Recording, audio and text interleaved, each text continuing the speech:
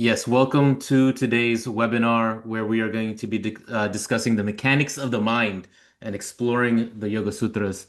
Dr. Sriram Sorvatam, our wonderful faculty, is leading the way on today's webinar, and he started with a shloka that we're going to get into as we get further into the webinar. Thank you, everyone, for joining wherever you are joining from. We just added Dr. Dilip Madan from Maryland. Thank you for joining on today's webinar. So, just the mechanics of the mind, right? How the mind works, and what resources we have at our disposal through generations of study and teachers like Dr. Sriram Sorvatam to help us access the heart of philosophy, right? Yoga philosophy, specifically through the yoga of the Yoga Sutras. And there's so many vast and diverse teachings, and in this specific text, the Yoga of the Yoga Sutra, the Yoga Sutras by Patanjali, it's a series of profound aphorisms, and it really maps the pathway from mental turbulence to inner stillness and liberation. And so, Sri Ramji lives this life. He's been teaching this. He's been working with HUA, doing classes, doing retreats. He has his own initiatives as well. He has 30 years of experience in teaching yoga. He holds a PhD actually in electrical and computer engineering, though, and from Houston. And he currently works as still as a senior engineer in the tech world in the Bay Area. But of course, it's because of his um, work with yoga and his deep study, and everyone who experiences his presence recognizes it. There's so much here, and he is such a wonderful teacher and communicator and vessel for this information and knowledge. We're privileged to have Dr. Sriram Sorvatam leading today's webinar on the mechanics of the mind. And with that introduction, let me hand it to Sriramji to get us started. Thank you. Thank you so much, Ankurji, for the very nice introduction. And thank you all who joined the webinar. Thank you for taking the time on a Saturday morning. And I'm really grateful for your enthusiasm to explore deeper in the study of the Yoga Sutras. So most people's initial introduction to yoga is perhaps through asanas, yoga asanas. And when we quiz someone on the street, and if they ask what is yoga, what images come to your mind, then most people perhaps would associate yoga with practices for the body, perhaps postures and movements and so forth. But as most of you know, the soul of yoga is much beyond that. The core of yoga, the foundational tenets of yoga goes beyond the body. In fact, in the Dhyana Shloka, the invocation chant on Maharishi Patanjali that I just chanted a few minutes back. So there is a phrase, Yogena Chittasya. Yogena Chittasya. That means yoga is for the Chitta. Chitta, the mind. Yoga is basically a state of mind, and it is also a technology. You can think of it as a systematic set of practices that can transform the chitta, that can transform the mind. So that is the primary objective of yoga. The yoga sadhana is to create an inner transformation. So how does the practices that most people associate yoga with, namely the postures and so forth, how do they fit in? If I am transforming the mind, if the goal is inner transformation, so why are we not directly dealing with the mind? Why should we also do practices for the body? Why should we engage in the practice of pranayama, breath work, breath regulation, and so forth? So what is the purpose and what is the scope for each of these practices in the bigger context of inner transformation? So that's what we will examine in the next 40 minutes or so. When we look at the Yoga Sutra, so as Ankurji pointed out, they are aphorisms, they're short, terse statements that capture the essence of that subject. So that captures the essence of yoga. So Patanjali has done an amazing job. He is regarded as the father of yoga, who has compiled the practices and the wisdom of yoga in a very short text. In fact, Yoga Sutras is a relatively short text. It contains a little less than 200 sutras or aphorisms. And the word sutra means a thread of knowledge, thread, a suture. In English, we talk about suture, thread. So the word sutra and the word English word suture, they come from the same root. So in about 196 sutras, Patanjali has captured the essence of yoga. And you can actually chant the whole Yoga Sutras in less than 20 minutes. So it's a relatively short text. When we look at the Yoga Sutras, there are only 3 sutras out of 196 that talk about postures or asanas. So the practice of asana that most people associate yoga with is only a very, very thin slice of the broad spectrum of yoga. So what does Patanjali talk about in the rest of the sutra? What is the core message? And what are the core practices that are given in the Yoga Sutra? And what we discover is that most of the sutras deal with the mind. For example, majority of the sutras of the first chapter, there are 4 chapters in the Yoga Sutra. The majority of the sutras in the first chapter deal directly with the inner world. And so much of the Yoga Sutras talk about the mind. In fact, the word Chitta, it is one of the key words in the Yoga Sutras. In fact, the definition of the word yoga that we see in the Patanjali Yoga Sutra is based on the word Chitta. Chitta Vritti Nirodha, very famous sutra of Maharishi Patanjali, the second sutra of the Yoga Sutra. Yoga, Chitta Vritti Nirodha. So let us examine this sutra and then let us see how the rest of the sutras that talk about the practices achieve this Chitta Vritti Nirodha. So the word Chitta is very interesting. The word Chit, a different word, Chit, refers to the consciousness, the consciousness. For example, we say Sat Chit Ananda. In Vedanta, we talk about the nature of the self as Sat Chit Ananda, truth, consciousness, and bliss. So Chit means consciousness, the life within us, the Purusha within us. That is Chitta. And the word Chitta is closely related to the word Chit.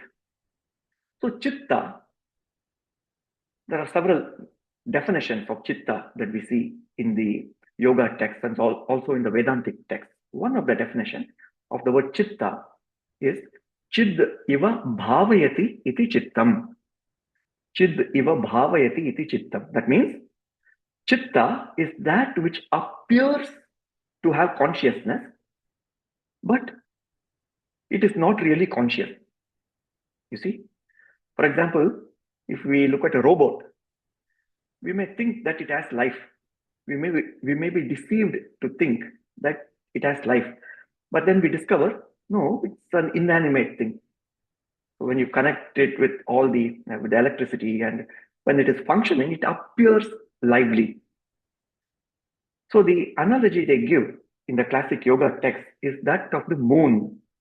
They compare the mind to the moon.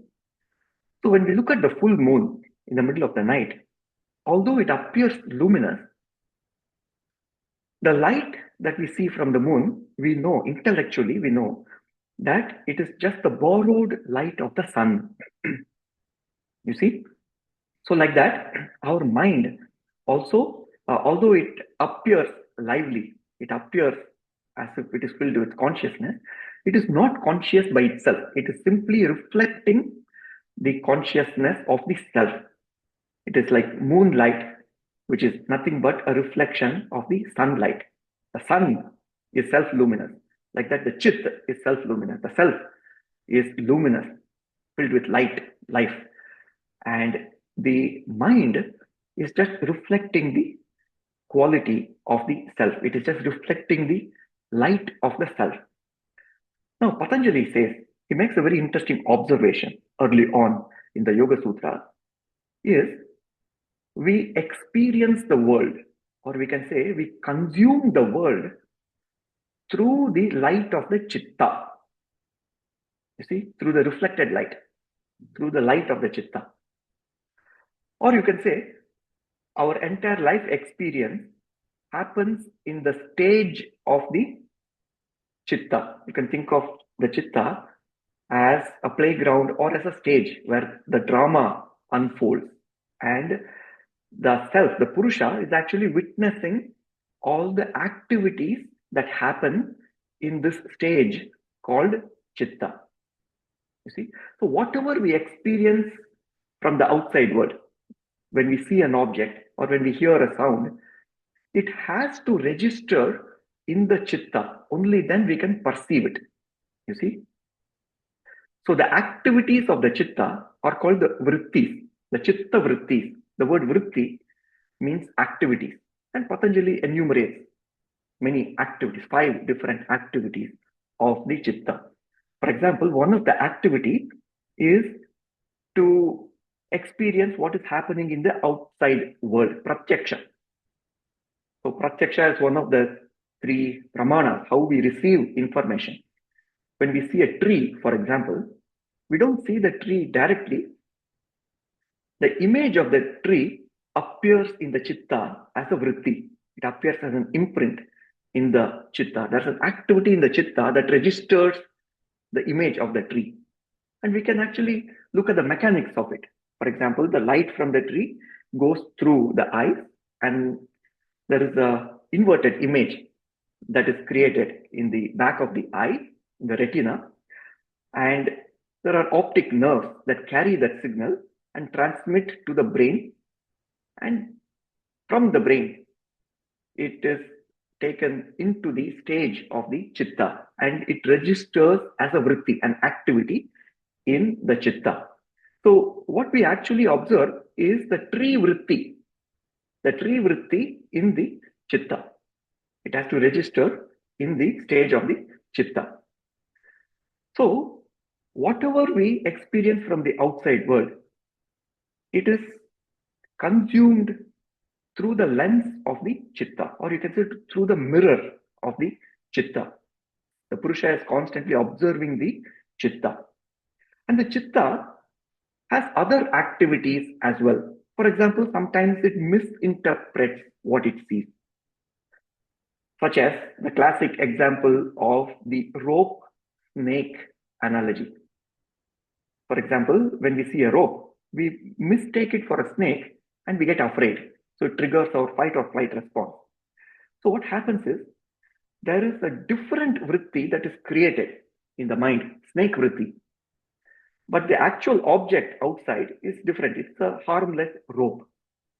So the chitta vrittis may be unreliable sometimes. And not only that, the chitta can sometimes manufacture vrittis that are not outside, that they don't have a real world object outside. So vastu shunyo vikalpaha, shabda jnananupati, vastu shunyo vikalpaha. This is called vikalpa vritti. Vikalpa means we're imagining or hallucinating or fantasizing. So there is no object outside, but the chitta manufactures a vritti and we are imagining things. We are in a fictional world. So those activities also happen in the mind. And sometimes the mind says, okay, I had enough of drama with the outside world. Let me block out the world with the dark screen of tamas. Tamas is darkness. Right? So when the chitta uses the tamas to disconnect from the world, we experience that as a sleep. Abhava pratyayalambana tamo vrittir nidra, Patanjali says. So tamo vritti, the sleep is created by blocking the outside world with the tamas, the screen of tamas. And then that is also an activity of the mind. And sometimes the chitta dwells in the memories in smriti, what is called smriti, in memory. So it can recall things that happened in the past and bring the past memories into the present experience. So we experience things now in this moment by recalling what happened in the past. Perhaps it creates the same amount of anger or fear or happiness, perhaps, by recalling things that happened in the past. So we have all these variety of vrittis, activities of the mind that is taking place. Now, Patanjali says, because the chitta is mediating whatever we experience. For example, we experience the outside world through the medium of the chitta. Sometimes the chitta, in fact, most of the time, the chitta is not presenting the truth to us. When the chitta vrittis are rampant, then what we see is not the truth. It is deceiving us. For example, when we look at our face in the reflection of a mirror, if the mirror is not perfect, maybe it has some undulation, or there is a concave or convex shape to the mirror, then it will present to you a distorted version of your own face. But if we don't know that it is a distorted picture, we may think that is the truth and we may live that truth. We may think, oh, I don't feel good with the reflection that I see in the mirror, not realizing it is not the truth. You see? So Patanjali says, you will experience the highest state of happiness when you realize the truth of who you are. And in order to experience this self-realization, to recognize the truth of who am I, we cannot rely on the chitta vrittis, because ultimately the chitta is limited. The chitta cannot reveal to you the truth of who you are. It is limited. In fact, the chitta also has some manufacturing defects. My teacher used to call these the manufacturing defects. These are called the kleshas. Patanjali talks about the 5 kleshas, some of the defects associated with the chitta, starting with the klesha vritti of asmita. So starting with avidya. Avidya is ignorance. Avidya, asmita, raga, dvesha, abhinivesha. 5 manufacturing defects of the mind. So avidya is ignorance. Asmita is associating our identity with something that we are not. Asmi is me. And when we associate our identity, for example, with the body, thinking that I am the body, that means we are not recognizing the truth of who we are. We associate our identity with something that we are not. So that is asmita. And the chitta has this defect. It constantly keeps doing that, associating our identity with what we are not. For example, if we keep thinking, I am the body, then we go about our whole life trying to bring more and more comfort to the body. But yet, we still feel unhappy. In fact, we are comfortably unhappy. You see, there's a lot of comfort. Body is nicely comfortable. We are sitting on a cushion and there are a lot of luxury. But yet, in the inner world, there is some turbulence. We are not really happy. So that is because of mistaken identity. We can call it the identity theft, right? Our identity is hijacked by something that we are not. And the next manufacturing defect, the klesha, is raga, craving for things outside, thinking it's going to bring happiness to me. So constantly running after one object to another or one experience to another. And in order to grab that happiness from outside, that is raga. And then dvesha, to try and push away the pain or discomfort that we are going through, thinking that if this discomfort goes away, then I will be happy. And what we discover is, even though it brings some relief, we are still unhappy. You see? And then the last one is abhinivesha, or fear, or some scholars translate that as a fear of death. So that is also one of the kleshas that is associated with the chitta. So the chitta has all these activities and these manufacturing defects. Now, in order to realize the truth of who we are, because ultimately, yoga says that happiness can be experienced only from within. The happiness resides within. And in order to self-realize and abide in that place of happiness, we need to recognize the truth of who we are, realize the truth of who we are, and we cannot trust the chitta to give that to us because it has all these activities and these manufacturing defects. We need to transcend the chitta vrittis. So that is why Patanjali says, yoga chitta vritti nirodha, to transcend the chitta vrittis. And once we go beyond the chitta, what does it mean, going beyond the chitta vrittis? Going back to the analogy of looking at our face on a mirror, the distorted mirror, it can still be there with all its distortions, the convex, concave. But once we recognize, oh, it is just the mirror that is deceiving me, the moment we recognize that, we are happy. You see, we discover I'm not what I'm seeing, I'm something more. The truth of who I am is not limited by what appearance I see through the chitta. And once we do that, once we are in that place of chitta vritti nirodha, Patanjali says, tada drashtuhu swarupe avasthanam. Tada, then we abide in our swarupa, swarupe avasthanam. We abide in the nature of the self. And what is the nature of the self? Later on in the Yoga Sutras, Patanjali talks about 4 attributes of the self, namely Nitya, Shuchi, Sukha, Atma. Nitya, Shuchi, Sukha, Atma. Nitya means it is eternal. It is not changing. You can trust that to be stable. There's a stability there. The self is stable, Nitya, eternal. And then Shuchi, it is always pure.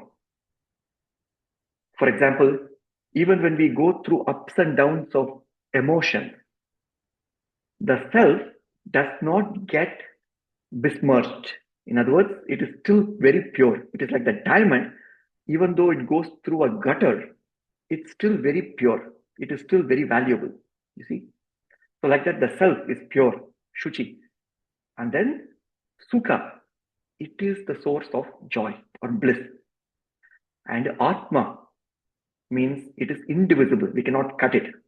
Like we see in the Bhagavad Gita, Sri Krishna says, Nainam chintanti shastrani. The self cannot be cut. So it is indivisible.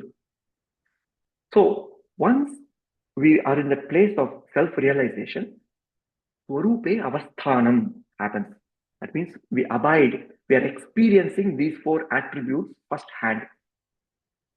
The feeling of stability, and the feeling of being pure from within, and the feeling of happiness, and the feeling that I cannot be broken or shattered. You see? So this is Swarupe Avasthanam. And in fact, Swarupe Avasthanam can also be abbreviated as Swastha. Swarupe Avasthanam, Swastha. That is the word that we use to describe health. Swastha. We say Swasth means I am healthy. And in fact, abiding in ourself is recognized in yoga as the true health. We say health is wealth, right? So abiding in ourself is the true health. And that is why these practices that help achieve that are called sadhana. Dhana means wealth. Sadhana means the true wealth. The true wealth is when we are truly healthy. Health is wealth. So all the yoga sadhanas help us to manage the chitta vrittis, and then ultimately to transcend the chitta and abide in the self, so that we connect with the true nature of the self. So chitta vritti nirodha. Now that we understand a little bit about the activities of the mind and also the manufacturing defects of the mind, Patanjali gives some upaya, some practices, remedial measures in order to overcome these rampant, uncontrolled chitta vrittis and overcome these kleshas. And he gives a variety of sadhana. And depending upon the adhikari, that means how the student is ready. Is it a novice student or is it an adept student? He gives several different streams of yoga abhyasa. In fact, we can say 3 different streams of practices. The first system is for adept yogis.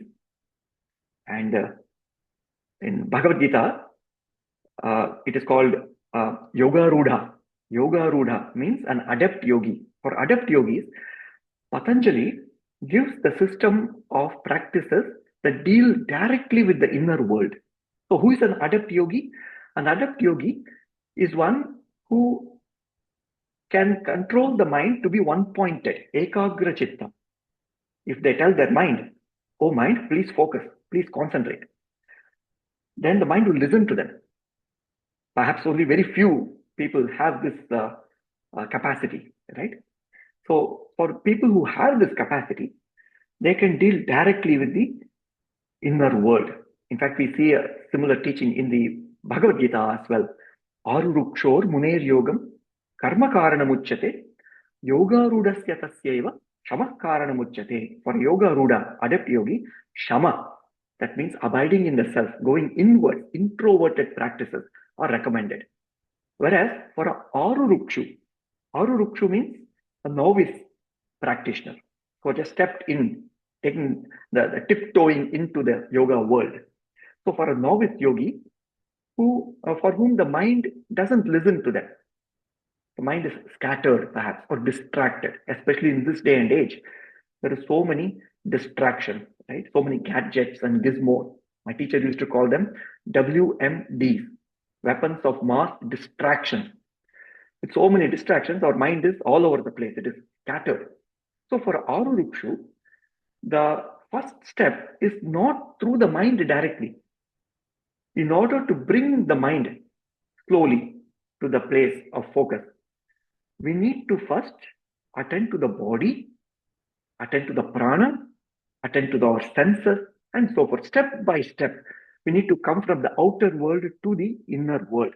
And that is why another stream of practices that Patanjali gives, the famous Ashtanga yoga, 8 limbs of yoga, is systematically brings the practitioner step by step from the outer world to the inner world.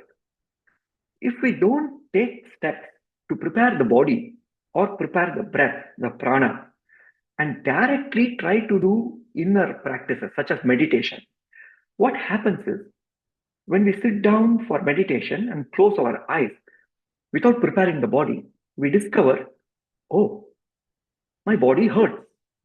There is heaviness in the body. I have low back pain. Oh, my knee hurts. I have itching here, scratching there. Oh, there's a mosquito on my forearm. So like that, the mind gets distracted by all the discomforts of the body. The mind gets trapped by the body and its discomfort. So the first order of business is to bring relief from the heaviness of the body, from the discomforts of the body. And that is why we practice asana. So why do we practice asana? So that we can park the body and forget the body. It's like you go to a nice scenic place, you park your car and then step out into the mountains and enjoy the scenery, enjoy the sunset and so forth. You don't remember your car all the time. But when we try to enjoy the inner scenery, the inner Disneyland in meditation, if the body is still vying for attention, it is tormenting the mind with all its discomforts and aches and pains and so forth, the mind cannot settle down. So for that, we need to practice these postures and so forth and movements, vinyasa, asanas and vinyasas and so forth. And now we see the role of asana, how it fits into the bigger picture Our goal is inner transformation. And therefore, the practice of posture have a place, and we will explore deeper into this during the course, the yoga of the Yoga Sutras. And the primary goal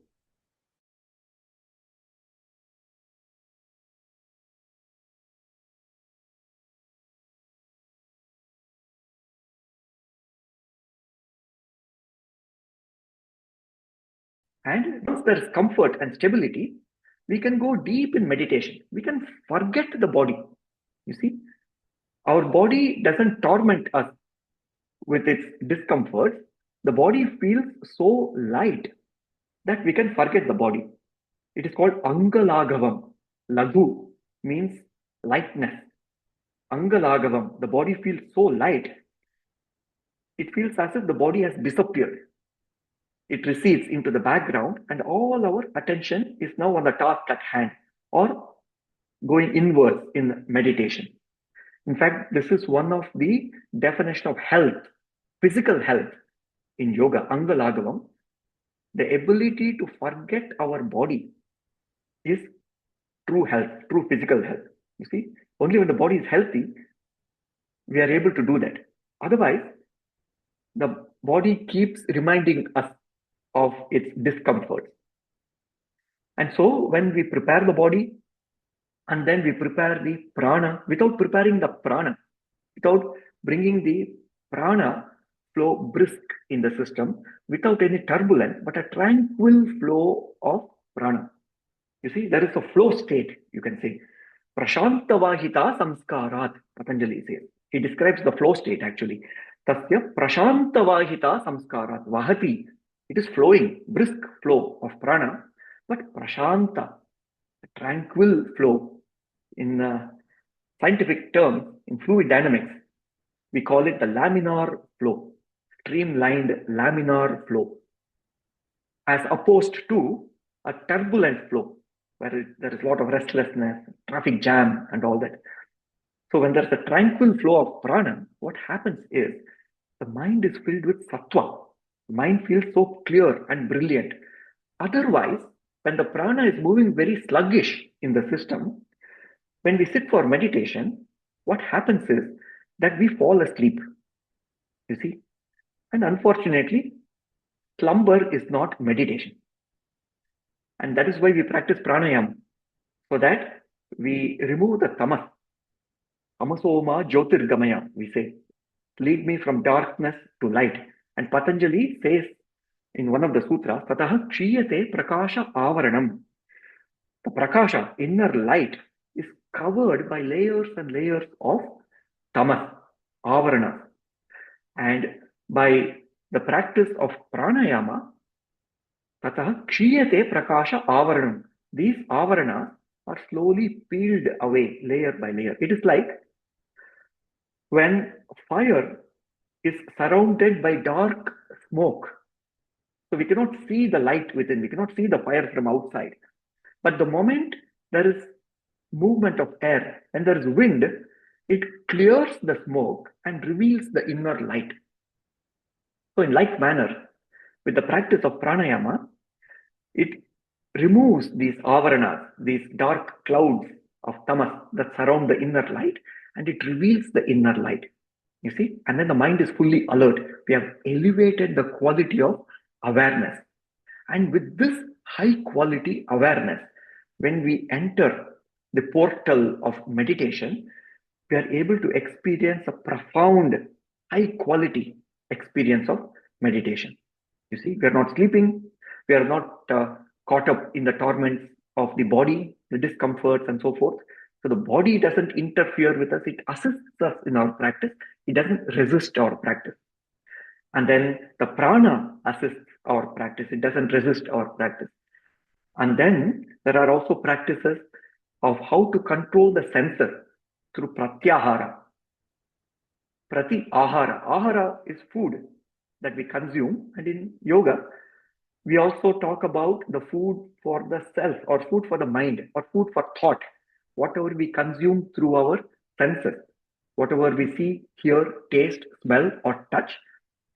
So, just like we are careful about what we eat, what nutrition we bring to the system, we need to be careful about what we let in through our senses, not get easily swept away or distracted by a tiny sound, or if our focus or a meditative state can easily be disrupted by distractions from the senses, then we are not yet stable in our meditation.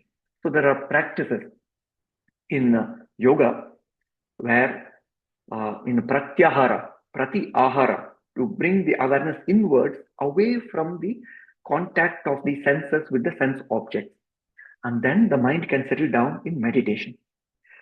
And I will conclude this segment by talking about what happens with continued practice of yoga sadhana. What happens is that there is an inner transformation that takes place. Patanjali calls it parinama. Parinama means deep, profound transformation or change.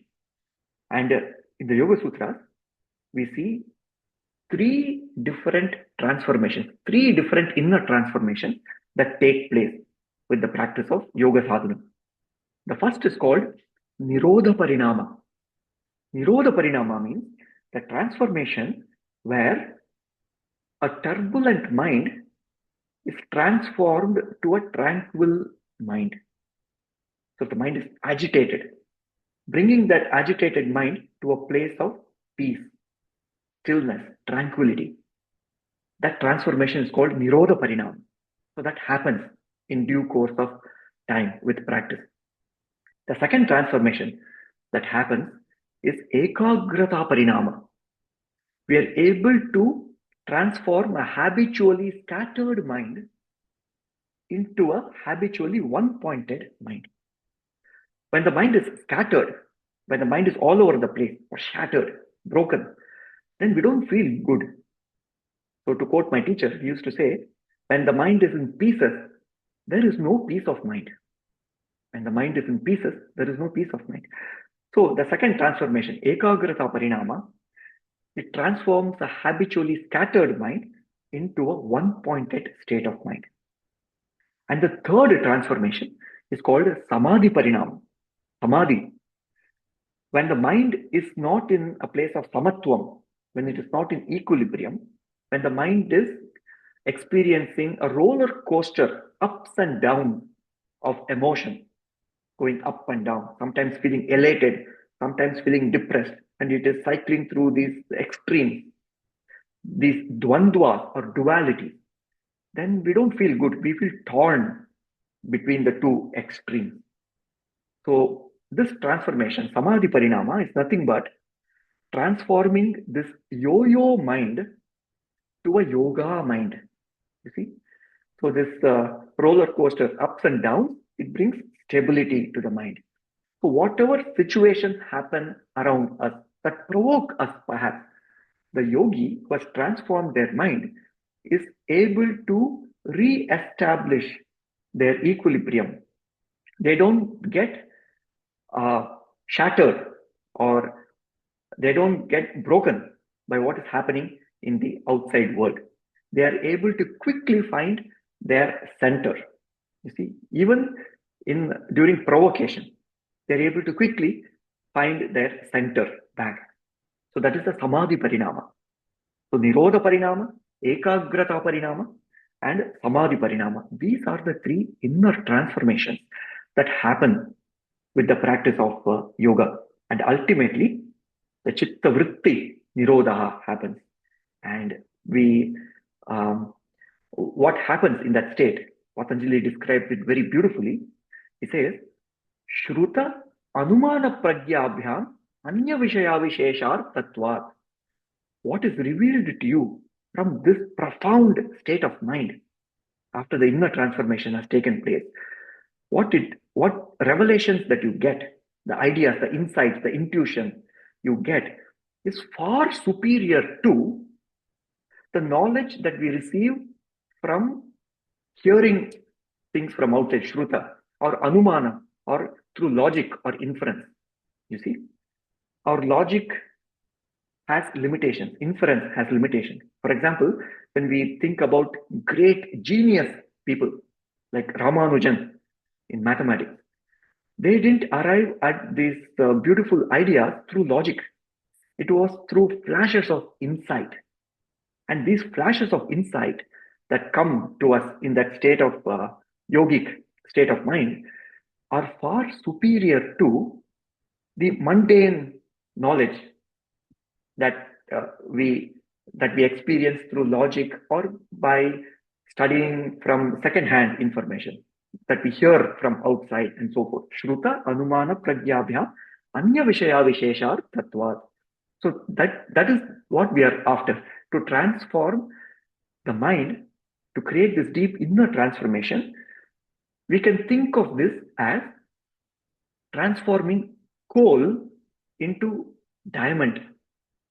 You see, carbon appears in so many different forms, allotropes as they are called. You can see carbon in the form of a black coal, or you can also see carbon in the form of a diamond. So, how does coal transform itself into this beautiful, precious diamond? And this process is similar in the path of yoga, transforming our mind, which is not in the highest state right now with all its vrittis and the kleshas and so forth, with all its distractions and so forth. And once we transform the inner world through these practices, then we make the mind crystal clear. Mind becomes like a diamond, right? And in fact, Patanjali uses this analogy in one of the sutras. He says, "Akshina vrittehe abhijata sieva manehe." So kshina vritti, these vrittis, the chitta vrittis, when they become kshina means reduced. When the chitta vrittis are so tiny, manageable, small, subtle, then the mind becomes like a money. Money means crystal, crystal clear. The mind becomes crystal clear. All the brain fog has lifted. We are able to think clearly. We are able to tap into intuition, higher thoughts, great ideas. So, this is what the practice of yoga is about.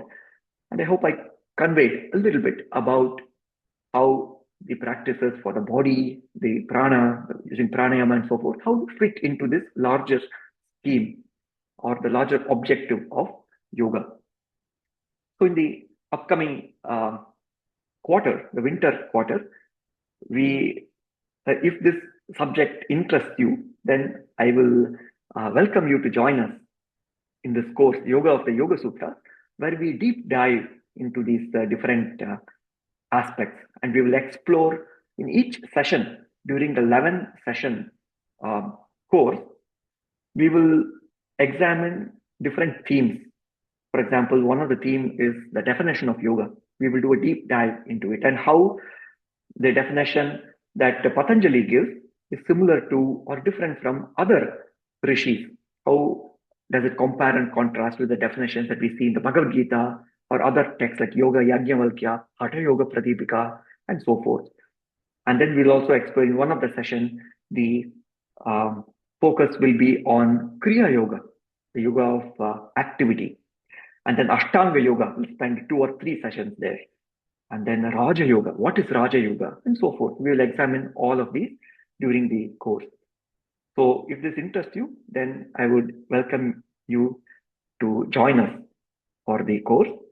And let me pause here and hand over to Ankurji. Wonderful. Thank you.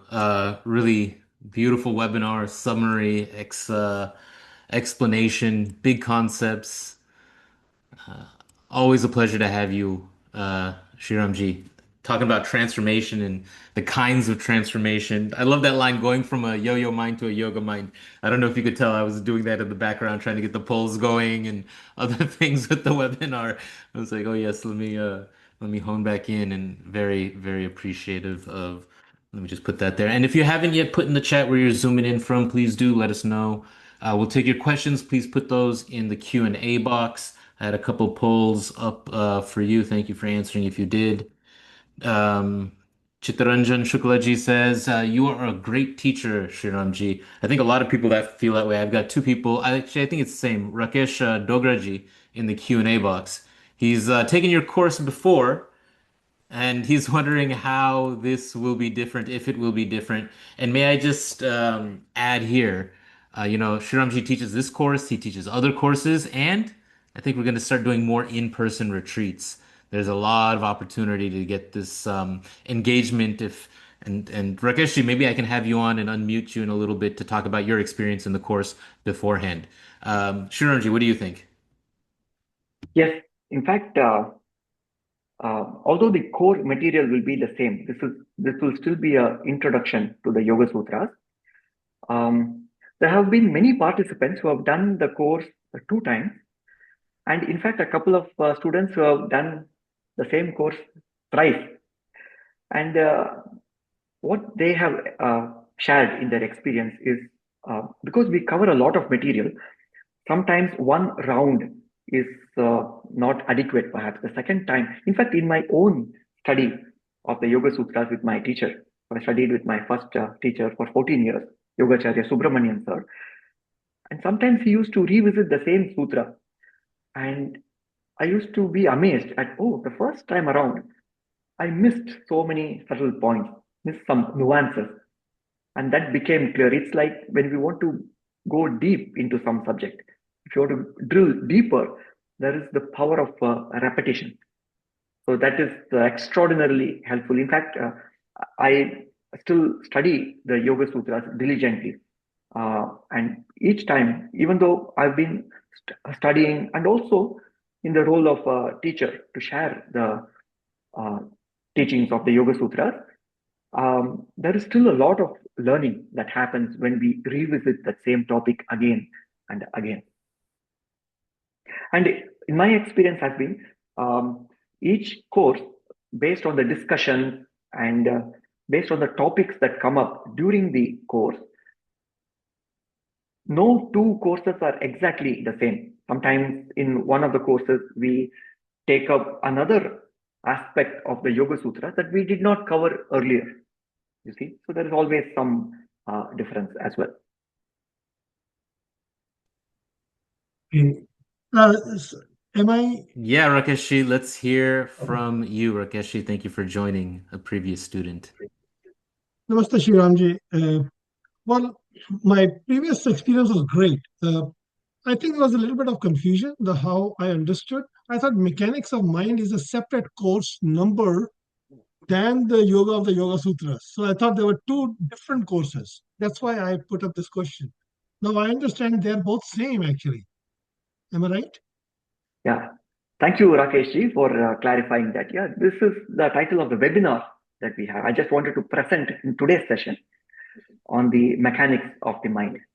Yeah. Okay. And actually, right there, let me stop recording today's webinar.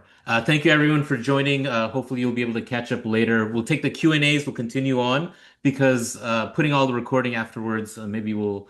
The part of it that we do not see through our physical eyes. It's more subtler than what our senses can reveal, but they still exist in the realm of the Prakriti. So the mind, the Chitta, the Manas, they all still reside in the realm of the Prakriti. So it's no different fundamentally than the physical brain. You see, Chitta is still Prakriti. And we will go deeper into it during the session. It is the Purusha, the self, the true self, the truth of who we are, that is in a transcendental place. That means it has transcended the Prakriti. It is beyond the Prakriti. And we will see that during the course. And we will also talk about Samkhya, the 24 Tattvas of the Prakriti, and the one Tattva, the Eka Tattva, which is the Purusha, and how they all interact together. So we'll spend a whole session on the Samkhya philosophy, which is the foundation of Yoga Sutras.